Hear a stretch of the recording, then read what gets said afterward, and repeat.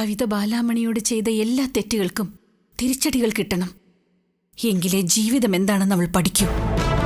കൈക്കുഞ്ഞുമായി നിൽക്കുന്ന ബാലാമണിയേക്കാൾ കുഞ്ഞിന് നഷ്ടപ്പെട്ട ബാലാമണിക്കാ ശക്തി കൂടുതൽ.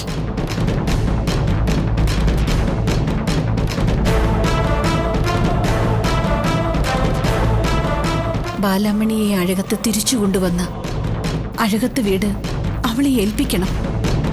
അതിനെന്റെ മുമ്പിൽ ഇപ്പൊ ഈ ഒരു വഴിയേ ഉള്ളൂ.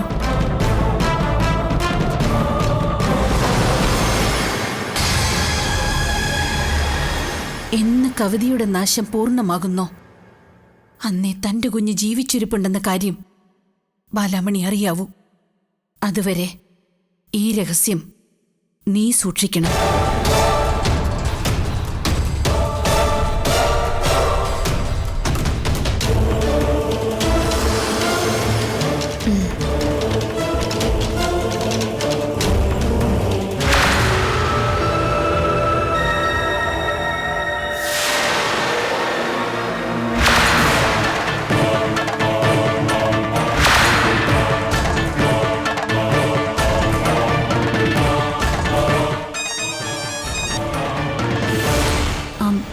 അഭിരാമി, നീ വിളിക്കുമെന്ന് ഞാൻ പ്രതീക്ഷിച്ചിരുന്നു.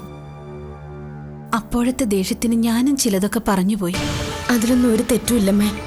അമ്മയോടും ബാലാമണിയോടും അത്രയ്ക്ക് വലിയ ദ്രോഹമല്ലേ ഞാൻ ചെയ്തേ. അമ്മയ്ക്ക് തന്ന വാക്ക് പാലിക്കാൻ എന്നെ കൊണ്ട് കഴിഞ്ഞില്ല. അഭിരാമി, നിന്നെ കുറ്റപ്പെടുത്തുന്നത് പോലെ ഞാൻ എന്തെങ്കിലും പറഞ്ഞിട്ടുണ്ടെങ്കിൽ അത് നിന്നോടുള്ള ദേഷ്യം കൊണ്ടല്ല, എന്റെ വേദന കൊണ്ടാ.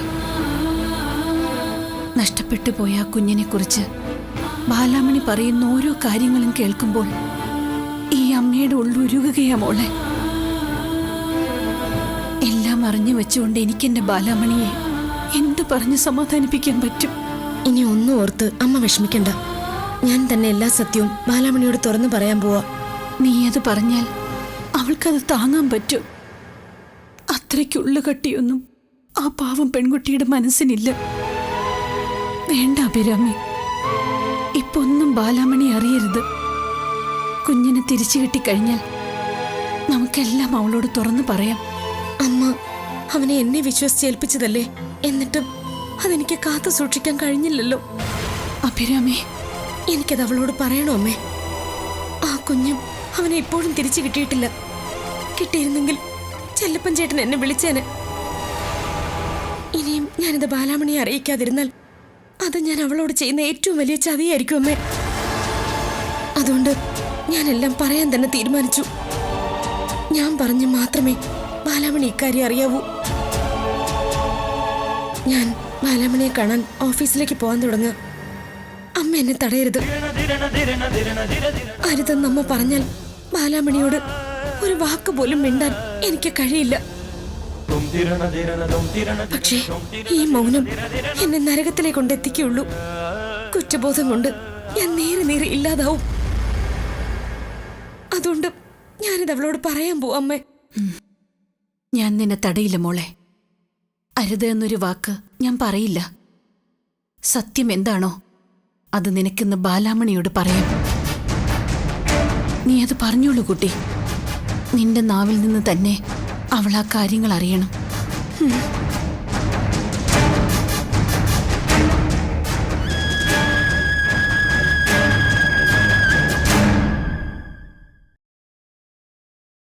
നീ അറിഞ്ഞോ ഗീതമ്മേ സഹദേവനും നാട്ടിലേക്ക് പോവാന്ന്?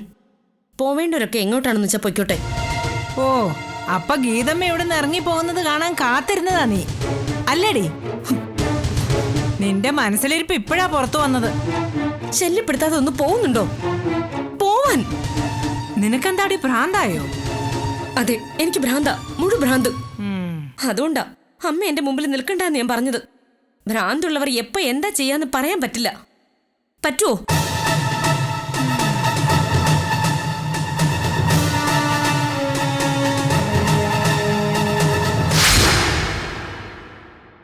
അഭിരാമി എന്താ പറഞ്ഞത്? അവളൊരു തീരുമാനം എടുത്തു കഴിഞ്ഞു. എന്ത് തീരുമാനം? അഭിരാമി തന്നെ എല്ലാ കാര്യങ്ങളും ബാലാമണിയെ അറിയിക്കാൻ പോവാ. അശോ, എന്നിട്ട് നീ അതിന് സമ്മതിച്ചോ സുമംഗലേ? എതിർക്കാൻ എനിക്ക് തോന്നിയില്ല ഏട്ടാ. അരുത് സുമംഗലെ, നീ അത് സമ്മതിച്ചു കൊടുക്കരുത്. ഇത് തെറ്റായിട്ടുള്ള തീരുമാന. അഭിരാമിയുടെ കൈപ്പഴ കൊണ്ടാണ് തന്റെ കുഞ്ഞ് നഷ്ടപ്പെട്ടതെന്ന് ബാലാമണി അറിഞ്ഞാൽ അവൾക്കത് ക്ഷമിക്കാൻ കഴിയുമെന്ന് നിനക്ക് തോന്നുന്നുണ്ടോ? ഇല്ല സുമംഗലെ, അവൾ ഒരിക്കലും അത് ക്ഷമിക്കില്ല. അതിന് കാരണക്കാരായ നിന്നോടും അഭിരാമിയോടും ക്ഷമിക്കാൻ അവളെ കൊണ്ട് കഴിയില്ല. ദേ, എല്ലാം അറിഞ്ഞാൽ ആ നിമിഷം അവളെ ഈ വീട് വിട്ടിറങ്ങും. ഇനിയും എന്റെ മോള് പെരുവഴിയിലാകരുത്. അതുകൊണ്ട് ഒരു കാരണവശാലും ബാലാമണിയും അഭിരാമിയും തമ്മിൽ കാണാൻ പാടില്ല. നീ വിചാരിച്ചാൽ അവളെ തടയാൻ പറ്റും. അവൾ ഓഫീസിലേക്ക് പോയിട്ടില്ല. എന്തെങ്കിലും ഒരു തടസ്സം പറഞ്ഞ് നീ ഇന്ന് അവളെ പിടിച്ചു നിർത്ത്. അത് ശരിയാണോ ഏട്ടാ? എത്ര കാലം എല്ലാം ബാലാമണിയിൽ നിന്ന് മറച്ചു വെക്കും? ഇനിയെങ്കിലും അവളെല്ലാം അറിയണം. അപ്പൊ നിനക്ക് അവളോട് ഒട്ടും സ്നേഹമില്ലേ? നീ കാണിക്കണതൊക്കെ വെറും അഭിനയം മാത്ര. ഏട്ടാ, നിനക്ക് അവളോട് ഉള്ളിൽ തട്ടിയ സ്നേഹം ഉണ്ടെങ്കിൽ ഒന്നും എന്റെ മോളെ അറിയിക്കാൻ പാടില്ല. അവളെ എനിക്കിനി നഷ്ടപ്പെടരുത് സുമംഗലെ. അതുകൊണ്ടാ ഞാൻ ഇങ്ങനെയൊക്കെ പറയുന്നത്. നീ എന്റെ വാക്കുകൾ കേൾക്കണം, അനുസരിക്കണം. അനുസരിച്ചേ പറ്റൂ.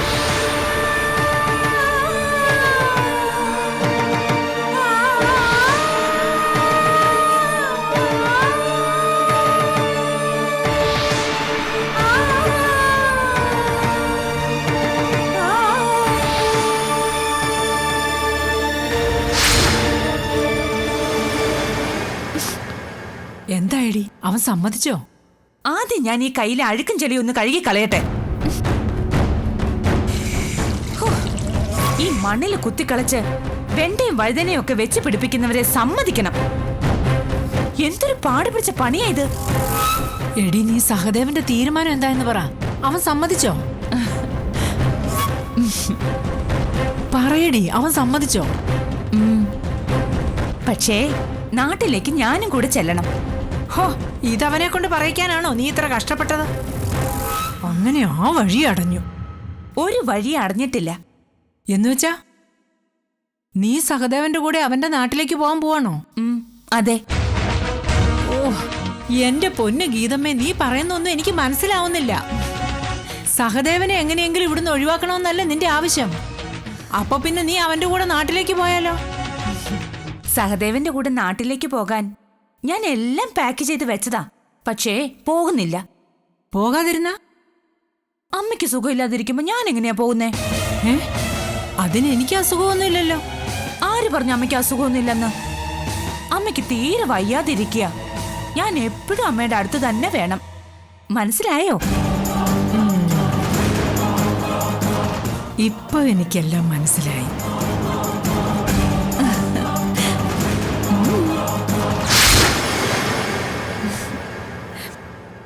എന്നിട്ട് പറയട്ടെത്തി. എന്തു പറയാനാ? അവൻ ഏട്ടത്തിയോട് സംസാരിക്കാറുണ്ടോ? ആര്? ദാ, ഇവന്റെ കാര്യ ഞാൻ പറഞ്ഞത്. നിനക്ക് എന്താ ബാലാമണി, നീ എന്തൊക്കെയാ ഈ പറയുന്നേ? അങ്ങനെയൊക്കെ കുഞ്ഞ് സംസാരിക്കോ? സംസാരിക്കും. ശ്രദ്ധിച്ചിരുന്ന ഏട്ടത്തിക്ക് അത് കേൾക്കാനും പറ്റും. സത്യ ഏട്ടത്തി, ഇവന് വേണ്ടി ഏട്ടത്തി ശ്വസിക്കുന്നുണ്ട്, ആഹാരം കഴിക്കുന്നുണ്ട്. അത്രയൊക്കെ ചെയ്യുന്നോണ്ട് തന്നെ ഇവൻ ഏട്ടത്തിയോട് സംസാരിക്കുകയും ചെയ്യും. ഇവന്റെ ഓരോ ആഗ്രഹങ്ങളും ഇവൻ ഏട്ടത്തിയോട് പറയും. നീ ഈ പറയുന്നതൊക്കെ സത്യമാണോ അതോ എന്നെ കളിയാക്കാൻ പറയുന്നതാണോ? ഞാൻ എന്തിനാ ഏട്ടത്തിയെ കളിയാക്കുന്നത്? നിന്നോട് അവൻ സംസാരിക്കായിരുന്നോ?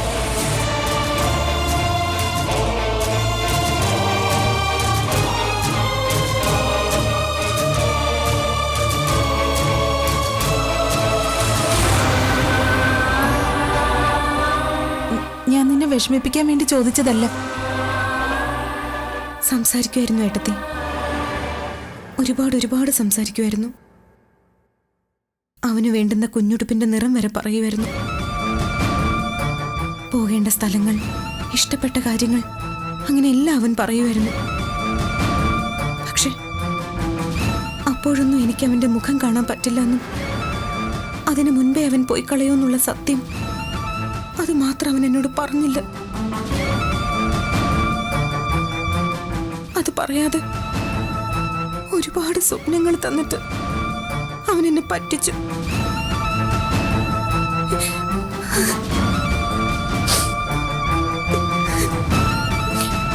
ഞാൻ വരട്ടെ ഏട്ടത്തി. ഇവളെന്താ കരഞ്ഞോണ്ട് പോയത്? ബാലാമണിക്ക് ദൈവം ആ കുഞ്ഞിനെ കൊടുക്കേണ്ടതായിരുന്നു അരവിന്ദേട്ട. അതിനുവേണ്ടി അവള് കുറെ സഹിച്ചതല്ലേ. അത് ദൈവവും കൂടി വിചാരിക്കണ്ടേ? സ്വന്തം കുഞ്ഞുങ്ങളെ നശിപ്പിക്കാൻ യാതൊരു മടിയില്ലാത്ത സ്ത്രീകൾക്കിടയിൽ ബാലാമണി ഒരു പുണ്യം.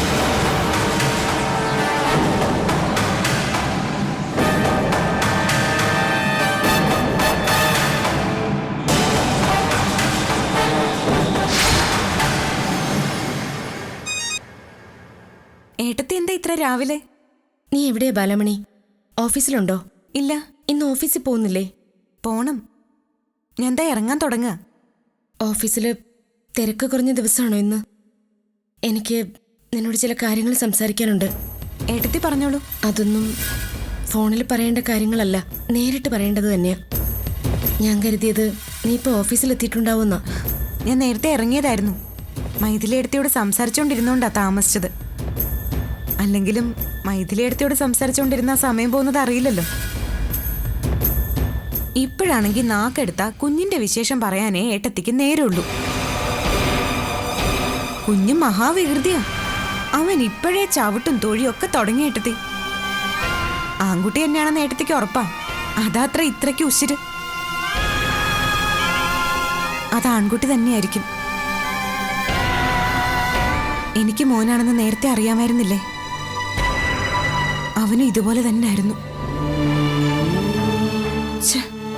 ഓർക്കരുത്, അതൊക്കെ മറന്നു കളയണമെന്ന് മനസ്സിനെ എത്ര തവണ പറഞ്ഞു പഠിപ്പിച്ചാലും പിന്നെയും പിന്നെയും അതേ ഓർമ്മകൾ തന്നെ തികട്ടി തികട്ടി വരുക.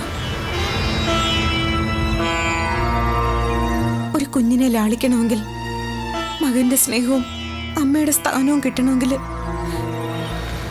അതിനൊരു ഭാഗ്യം കൂടി വേണം, അല്ലേ ഏട്ടത്തി? ഞാൻ വെറുതെ ഓരോന്ന് പറഞ്ഞ ഏട്ടത്തെ വിഷമിപ്പിച്ചോ? പോട്ടെ ഏട്ടത്തെ. ചിലപ്പോഴൊക്കെ ഞാൻ ഇങ്ങനെയാണെന്ന് ഏട്ടത്തേക്ക് അറിയാലോ. ഇപ്പോ എന്റെ ചിന്ത മുഴുവൻ മൈഥിലി ഏട്ടത്തിയുടെ മോനെ കുറിച്ചാ. അവൻ ഏട്ടത്തിയുടെ വയറ്റിൽ നിന്ന് പുറത്തു വരുന്ന ദിവസം, ആ ദിവസത്തിന് വേണ്ടി കാത്തിരിക്കുക ഞാൻ. ഒരു കുഞ്ഞിനെ ലാളിക്കാൻ എനിക്ക് അത്രയ്ക്ക് കൊതിയാഭിയെടുത്തി. അവന്റെ ചിരിയും കൊഞ്ചലും ഒക്കെ കേൾക്കാൻ. വെറുതെ ഓരോന്ന് പറഞ്ഞ്. ശരി എടുത്തേ, ഞാൻ കട്ട് ചെയ്യുക. ശരി, നമുക്ക് ഓഫീസിൽ വെച്ച് കാണാം.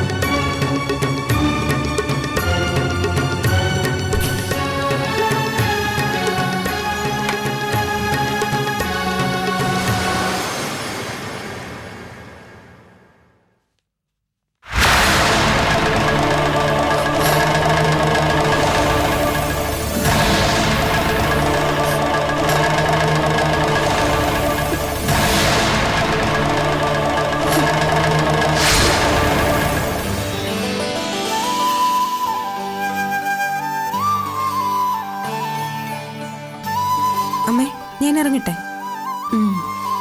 മോളൊന്ന് നിന്നേ. അമ്മയ്ക്ക് നിന്നോട് എന്താ പറയാനുണ്ടെന്ന്? എന്താ അമ്മേ? ഏയ് ഇല്ല, ഒന്നുമില്ല. മോള് പോയിട്ട് വാ. പിന്നെ അച്ഛൻ പറഞ്ഞതോ? ഏട്ടനത് വെറുതെ പറഞ്ഞതാ. സമയം കളയണ്ട, മോള് പോയിട്ട് വാ. ഈ അച്ഛൻ ഇതെന്താ പറ്റിയത്? ആകെ ഒരു വെപ്രാളവും പരവേശവും. അല്ല, അത് ഞാനൊരു യാത്ര പോകുന്ന കാര്യം ആലോചിക്കാം മോളെ. ആ, ഇനി ഊര് ചുറ്റാൻ എങ്ങോട്ടും പോണ്ട. ഓ, അപ്പൊ യാത്രയ്ക്ക് എന്റെ അനുവാദം വാങ്ങിക്കാൻ അമ്മയുടെ കൂട്ടുപിടിച്ച് വന്നതല്ലേ? എങ്കിലേ എനിക്കത് സമ്മതമല്ല. അച്ഛൻ ഇനിയുള്ള കാലം അടങ്ങി ഒതുങ്ങി ഇവിടെ തന്നെ അങ്ങ് കഴിഞ്ഞാൽ മതി കേട്ടോ. ഇറങ്ങട്ടെ അമ്മേ? അഭിയടത്തേക്ക് എന്നെ ഒന്ന് കാണണമെന്ന് പറഞ്ഞിട്ടുണ്ട്. ഓഫീസിലേക്ക് വരാമെന്ന് അമ്മ അഭിയടത്തി പറഞ്ഞത്. ആ, എന്നാ നീ വേഗം ചെല്ല്. ശരി അമ്മേ. അച്ഛാ,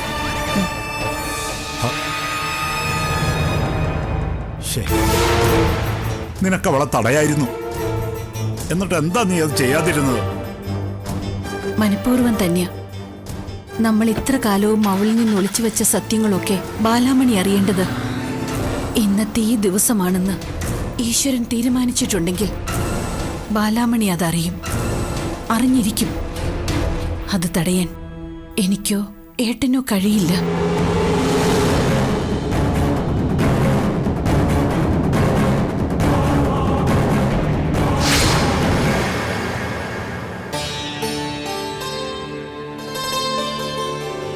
എന്നാ പിന്നെ ഞങ്ങൾ ഇറങ്ങട്ടെ. നിങ്ങൾ കാറെടുത്തോ? എന്തിനാ വെറുതെ ബസ്സിൽ പോകുന്നേ? വേണ്ട, ബസ്സിൽ പോയാ മതി. ചേച്ചി ആരുടെ ഈ വാശി കാണിക്കുന്നേ? ചേച്ചി ഇവിടുന്ന് പോണമെന്ന് ഞാനും അമ്മയെ പറഞ്ഞോ? എന്തിനാ നീ അങ്ങനൊക്കെ വിചാരിക്കുന്നത്? എനിക്ക് ആരോടും വാശി തീർക്കാനില്ല. സഹദേവേട്ടന്റെ വീടും നാടും ഒക്കെ കാണണമെന്നുള്ള ആഗ്രഹം ഉള്ളതുകൊണ്ട് തന്നെയാ ഞാൻ പോകുന്നത്. എന്നാലും ചേച്ചിക്ക് അവിടെ പറ്റൂ? എന്താ പറ്റാതെ? ഇവിടത്തെക്കാളും സന്തോഷത്തോടെ ഞാൻ അവിടെ കഴിയും. ഗീത ഓർത്തുള്ള കാർത്തികിന്റെ വേവലാതി എനിക്ക് മനസ്സിലാവും. കാർത്തിക് പേടിക്കണ്ട. ഗീതയ്ക്ക് അവിടെ ഒന്നിനും ഒരു കുറവുണ്ടാവില്ല. പിന്നെ ഇടയ്ക്ക് ഞങ്ങൾ ഇങ്ങോട്ട് വരാം. എന്നാ പിന്നെ ഇറങ്ങട്ടെ. അമ്മേ, ഞാൻ പറഞ്ഞു ഓർമ്മയുണ്ടല്ലോ.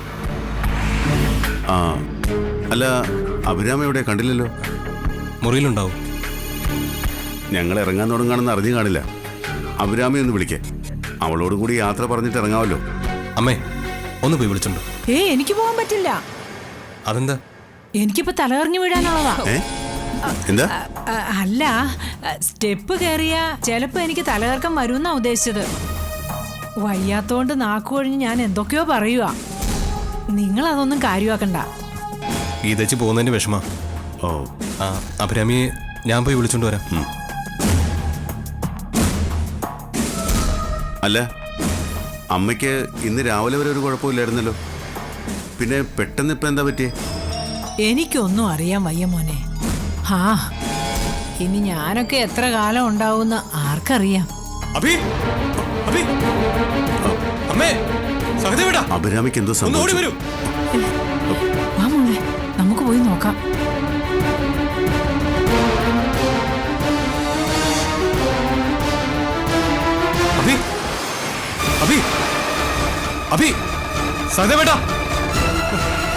ഒന്നിങ്ങ് വന്നേ.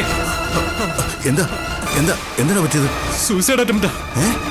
അഭി, അയ്യോ, അഭി, എന്തോ പൾസ് ലോ ആയിക്കൊണ്ടിരിക്കുക. എത്രയും പെട്ടെന്ന് ഹോസ്പിറ്റലിൽ എത്തിക്കണം. നീ വിഷമിക്കാതെ. ഒന്നും വരില്ല അഭിരാമിക്ക്. അഭിരാമിക്ക് ഒരു കുഴപ്പം വരില്ല. നീ ഒന്ന് പിടിക്ക്, നമുക്ക് ഹോസ്പിറ്റലിൽ കൊണ്ടുപോവാം. ആ, പിടിക്ക്. അഭി,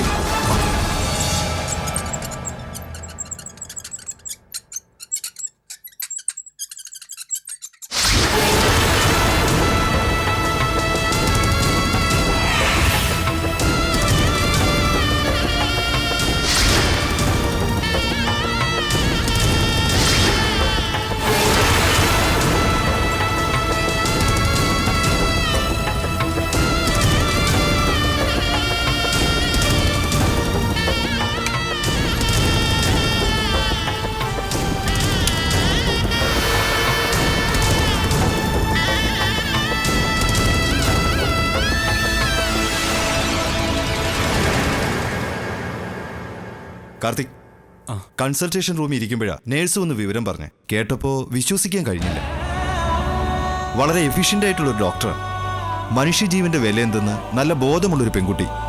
എന്നിട്ടും ഇങ്ങനെ പാകപ്പിഴ വരാൻ മാത്രം എന്താണോ സംഭവിച്ചത്? Doctor, please. ഡോക്ടർ, പേടിക്കണ്ടോ.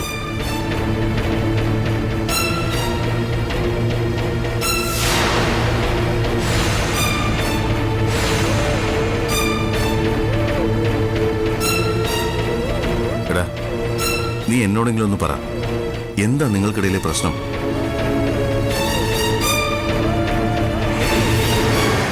ഇതോടെ ആ നാശത്തിനെ കൊണ്ടുള്ള ശല്യം അവസാനിച്ച് കിട്ടിയാൽ മതിയായിരുന്നു, അല്ലേ അമ്മേ? എന്താ പറഞ്ഞു ഇഷ്ടപ്പെട്ടില്ലേ? അവളെ വെള്ള പുതപ്പിച്ച് പുറത്തു കൊണ്ടുവരുന്നത് കാണാനാ ഞാനിവിടെ കാത്തു നിൽക്കുന്നത്. ഗീതമ്മേ, ഉള്ളിലെ ആഗ്രഹം അതായതുകൊണ്ട് എന്റെ നാവിന്ന് വരുന്ന വാക്കുകളും ഇതൊക്കെ തന്നെ ആയിരിക്കും.